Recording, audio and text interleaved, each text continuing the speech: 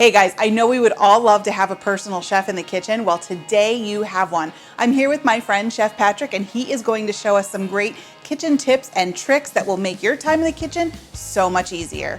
What a lot of people don't realize is the jalapeno pepper, the spice from that jalapeno pepper really comes from the seeds and the white membranes on the inside. If you remove out a lot of those seeds and membranes, you're removing out a lot of the spice. And it really is a nice flavorful pepper with just a little bit of spice. All right, but not as bad as if you take out those seeds. Now for this, I want to use that paring knife because it's a smaller pepper, so I'm going to use a smaller knife for that. But I can do the exact same thing. I cut off the top and bottom, cut down the side, my knife goes in, and always remember, move your fingers around. You don't want to get that knife blade going towards your fingers. Out come those seeds. All right, you may get some that gets stuck in there. Gentle tap on your board takes those out. And then I can take that and slice those up.